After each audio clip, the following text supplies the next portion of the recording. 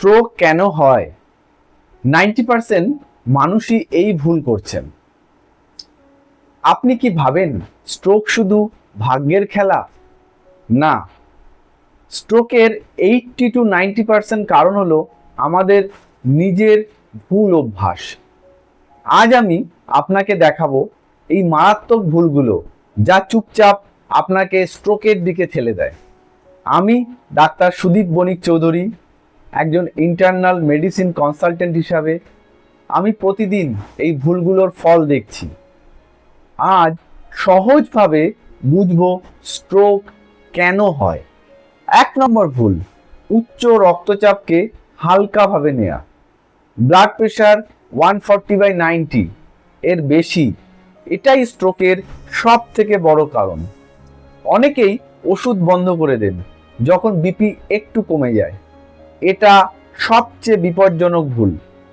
2 নম্বর, diabetes control না করা। High blood sugar ধীরে ধীরে রক্তনালী নষ্ট করে, কিন্তু রোগীরা ভাবে চিনি একটু বেশি তাতে সমস্যা কিছু নেই। এই ভাবনাটাই স্ট্রোককে ডেকে আনে। 3 নম্বর ভুল, ধূমপান। প্রতিটি সিগারেট রক্তনালীকে সংকুচিত করছে, স্ট্রোকের ঝুঁকি 2 থেকে 4 গুণ বাড়িয়ে দিচ্ছে। 4 নম্বর ভুল, রক্তে কোলেস্টেরল বেশি থাকা। এলডিএল কোলেস্টেরল বেশি মানে ধমনীতে ব্লক তৈরি করতে পারে। এটাই ব্রেন স্ট্রোকের মূল পথ। 5 নম্বর ভুল, ব্যায়াম না করা, মোটা হওয়া। দিনে 30 মিনিট হাঁটেন না, তাহলে আপনি নিজেই রিস্ক বাড়াচ্ছেন। 6 নম্বর ভুল, অতিরিক্ত লবণ বা নুন খাওয়া। বাংলায় আমরা প্রায়ই অতিরিক্ত নুন খাই, এটা সরাসরি ব্লাড প্রেশারকে বাড়ায়। আর 7 নম্বর ভুল, হৃদরোগকে অবহেলা করা, বিশেষ করে ইরেগুলার হার্ট রেট বা অ্যাট্রিয়াল ফিব্রিলেশন। এতে ক্লট তৈরি হয়ে ব্রেনে গিয়ে স্ট্রোক করে। 8 নম্বর ভুল, ওষুধ ঠিকমতো না খাওয়া। ডাক্তার দিয়েছে কিন্তু রোগী নিজের মতো করে ওষুধ বন্ধ করে দিচ্ছে।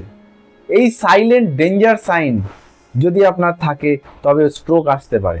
আর 9 নম্বর ভুল, স্ট্রেস বা ঘুমের অভাব, চাপ, কম ঘুম।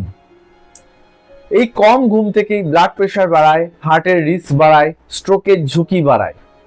স্ট্রোক হঠাৎ হয় না, এটা বছরের পর বছর এই ভুলগুলোর ফল। আর ভালো খবর হলো এই কারণগুলোর বেশিরভাগই আপনি আজ থেকেই ঠিক করতে পারেন। তবে দেরি করছেন কেন? আজ থেকেই ব্লাড প্রেশার চেক করুন, সুগার কন্ট্রোল করুন, ধূমপান ছাড়ুন।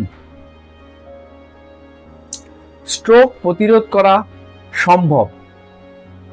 এই ভিডিওটি আপনার পরিবারের মধ্যে শেয়ার করুন, বন্ধুদের মধ্যে শেয়ার করুন, কারণ এই ভুলগুলো প্রায় সবাই করছে। আর এমন বাস্তব স্বাস্থ্য তথ্য পেতে চ্যানেলটিকে সাবস্ক্রাইব করুন। আপনার সাথে আপনার ডাক্তার সুদীপ বণিক চৌধুরী। নমস্কার, সবাই ভালো থাকবেন, সুস্থ থাকবেন।